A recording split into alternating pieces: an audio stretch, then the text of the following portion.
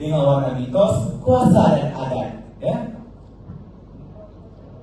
Kisah keturunan Raja Iskandar Zulkarnain boleh dipetik daripada karya ini. Kita boleh ibaratkan satu akar beringin yang ingin mengukuhkan taktanya. Namun di sebalik indahnya naratif itu tersimpan satu hegemoni yang mengikat minda masyarakat kepada kuasa mutlak. Pada hari ini kita boleh lihat Sulalatus Salatin ini, karya agung kita, boleh dijadikan sebagai identiti asas bangsa kita. Tetapi ia tidak boleh berdiri sendiri di atas dinding propaganda. Ia memerlukan jendela kritis untuk membenarkan cahaya kebenaran menembusi sejarah. Oleh itu, generasi Madani pada hari ini, kita semua tidak boleh lagi membaca Sulalatus Salatin ini dengan mata yang terpejam. Tapi kita perlu menjadi pembaca yang berani, bukan seperti lembu yang dicucuk hidungnya, tetapi jadilah seperti helang yang membelah awan untuk mencari hakikat dengan ilmu. Jadi, kesimpulan kecil yang saya boleh berikan, Sulalatus Salatin pada hari ini kita boleh ibaratkan bagai barang ilmu. Apabila ia ditiup dengan kebenaran, ianya akan membakar kejumudan dan menyalakan obor kesedaran bangsa kita pada hari ini. Terima kasih saudara moderator. Baik, terima kasih saudara panel 1. Jelas menunjukkan bahwa karya sejarah Melayu ini bukan sekadar dibaca sebagai sebuah buku. Namun kita sebagai pembaca perlulah memahami bahwa karya ini menunjukkan zaman Kesultanan Melayu Melaka itu pada zaman dahulu. Betul atau tidak? Betul, saya bersetuju. Baik, kita beralih kepada panel kedua. Saudara, bagaimana karya sejarah Melayu ini dapat menggambarkan budaya dan sistem sosial Melayu pada zaman tersebut? Dipersilakan. Baiklah, terima kasih atas pertanyaan yang diberi oleh saudara moderator. Sama-sama. Saya melihat bahwa karya Sulalatus Salatin tersebut telah menggambar struktur masyarakat yang sangat berhierarki.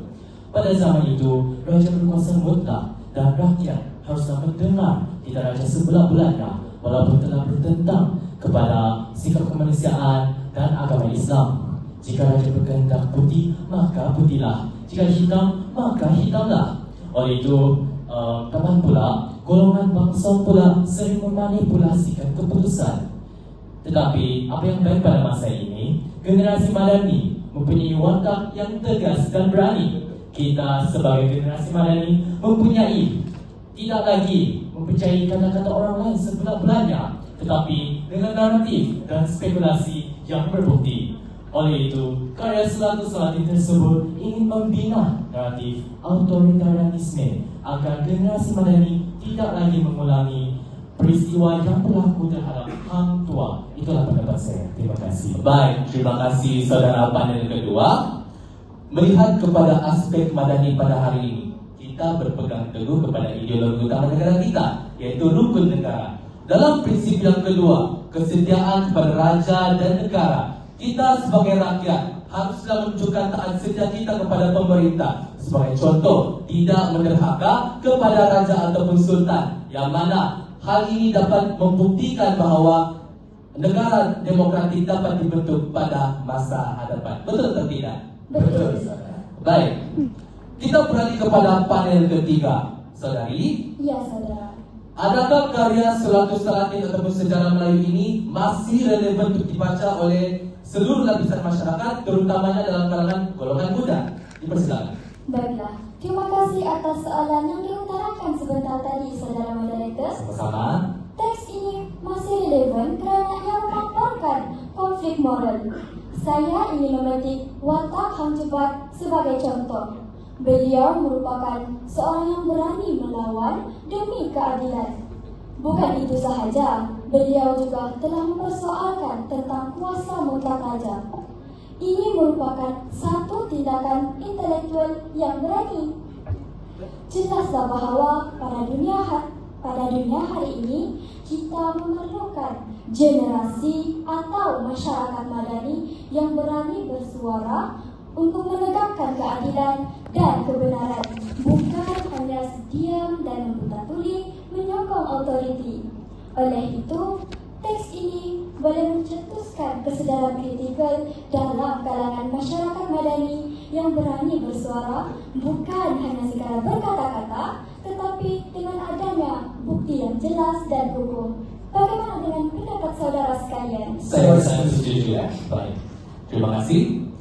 Sudah jelas bahwa kita dapat melihat teks surat Al-Salatin ini masih relevan untuk dibaca oleh semua peringkat umur, tidak kira muda ataupun tua ya. Dan teks ini juga turut memperlihatkan secara jelas tentang hak kita sebagai rakyat untuk bersuara, yang mana amalan ini masih diteruskan di negara kita sehingga pada hari ini. Baik, kita beralih kepada pusingan topik yang kedua.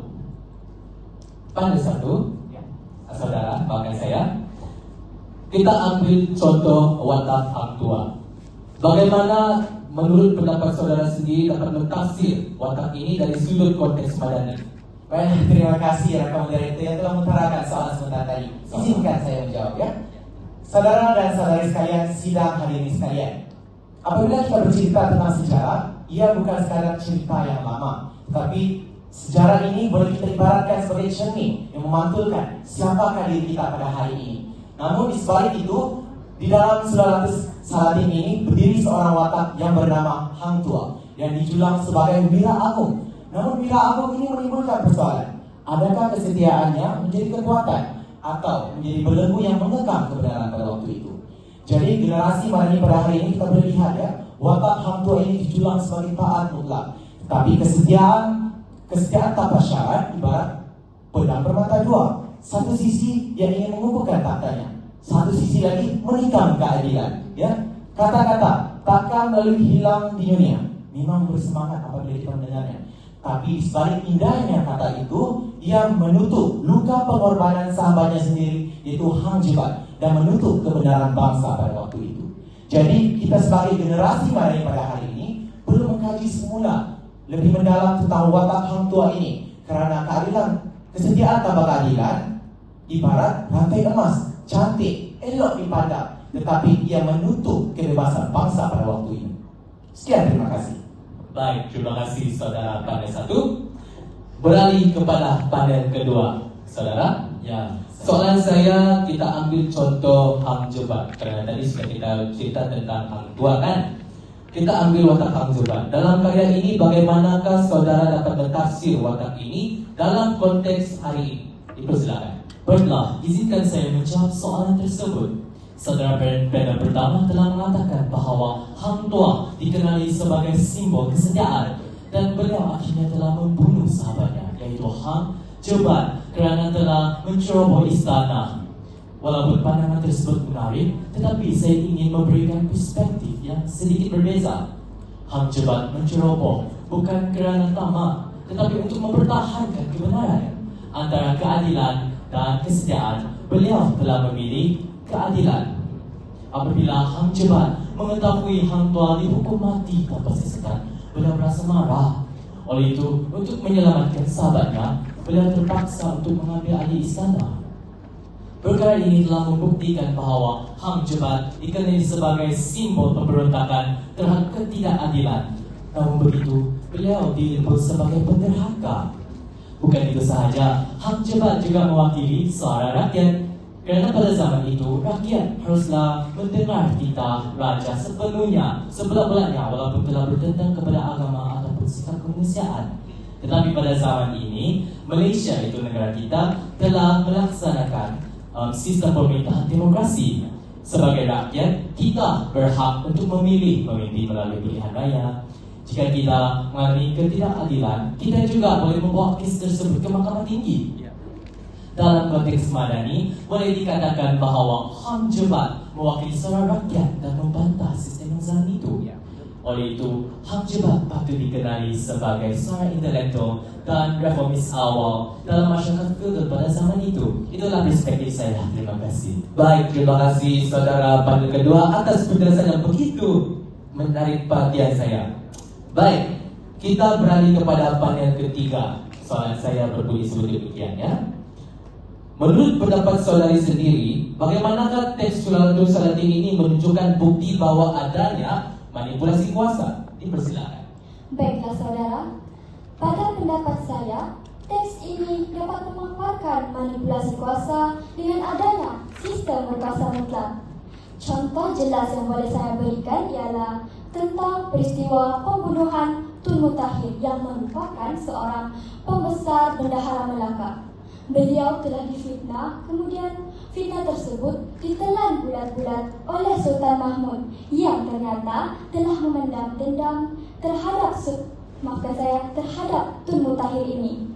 Dengan adanya kuasa mutlak yang ia miliki, Raja telah memerintah untuk membunuh seluruh keluarga Tun Mutahir ini tanpa melakukan sebarang siasatan. Ini menunjukkan bagaimana sistem kuasa mutlak boleh mencetuskan kezaliman. Oleh itu, pada dunia madani hari ini, kita memerlukan sistem semak dan imbang untuk mengelakkan penyalahgunaan kuasa. Selain itu, pihak yang berwajib juga perlu mengubah undang-undang sebagaimana yang termaktub dalam Perlembagaan Persekutuan. Misalnya, kanun kesisaan dan hak asutan yang dapat menentukan sepadan hak dan tanggung jawab individu serta kerajaan. Wacana awam yang bebas ataupun kebebasan rakyat dalam menyuarakan pendapat juga perlu dilaksanakan. Kesimpulannya, karya ini memberi amanat tentang bahayanya kuasa tanpa pertanggungjawaban. Hal ini kerana dari segi keagamaanlah ya, semakin besar tanggungjawab yang dipikul oleh seorang pemimpin, maka semakin banyak perbuatan yang akan dihisap di akhirat kelak. Itulah pendapat saya. Baik, terima kasih saudari panel ketiga untuk penjelasan sebentar tadi. Tuan-tuan dan puan-puan, kini kita akan masuk kepada kupasan tentang pemikiran madani dan apa sebenarnya tindakan generasi muda untuk memartabatkan karya agung kita pada hari ini. Panel pertama, apakah pengajaran utama yang anda dapat daripada karya agung ini yang membolehkan pembangunan generasi madani kita pada hari ini? Baiklah, terima kasih Raka Moderator. Suka saya memberi satu analogis sebelum saya menjawab soalan moderator sebentar tadi. Saya harap para hakim sidang hadirin berminat untuk mendengarnya. Bayangkan kita mewarisi satu pelan agung daripada nenek moyang kita.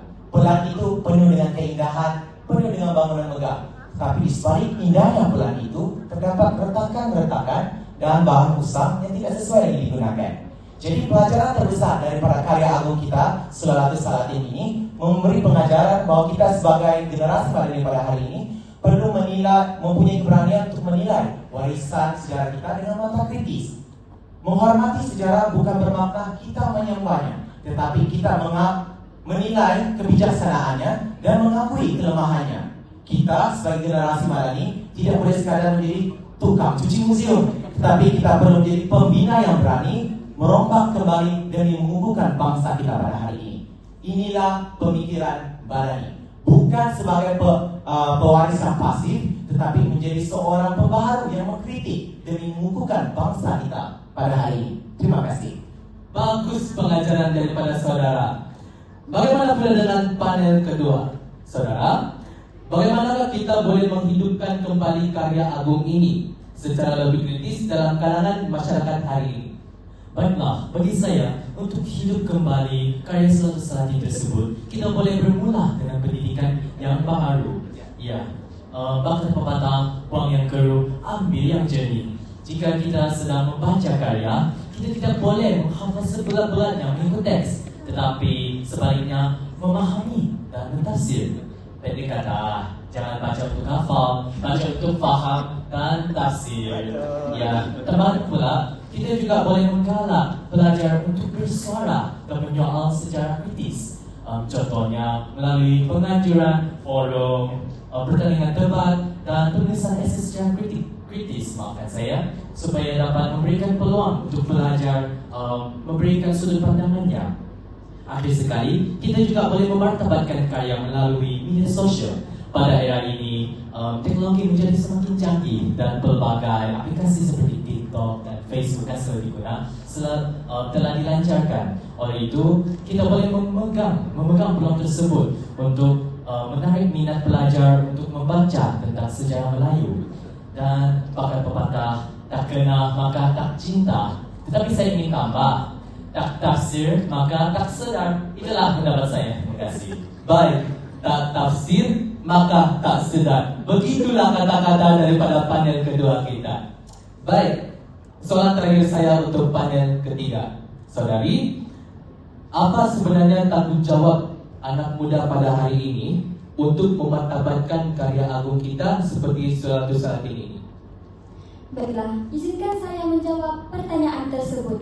Sidang hadirin yang dikasihi sekalian, tanggung jawab kita sebagai generasi madani ialah, tanggung jawab kita sebagai generasi muda ialah membina kesinambungan wacana. Seperti apa telah diperkatakan oleh saudara pada kedua kita sebentar tadi tentang teknologi.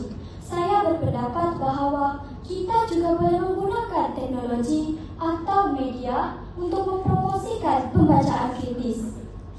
Sebagai contoh, kita boleh memultimediakan tentang kisah hang tua atau tokoh-tokoh yang lain di seluruh media sosial untuk menarik minat masyarakat kini dalam mempelajari sejarah maupun kronologi-kronologi zaman dahulu.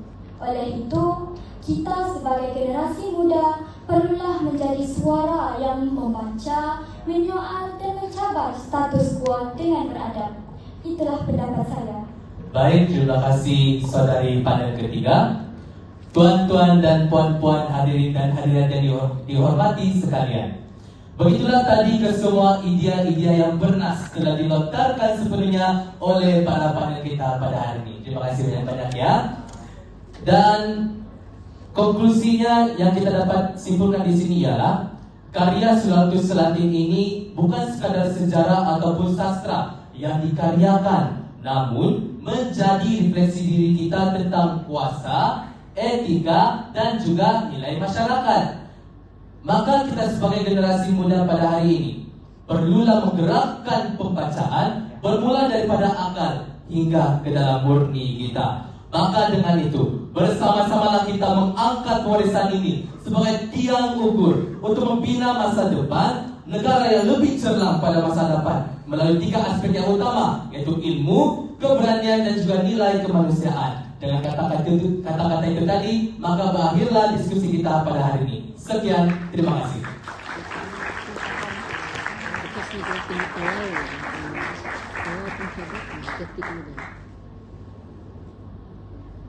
Kita pun sudah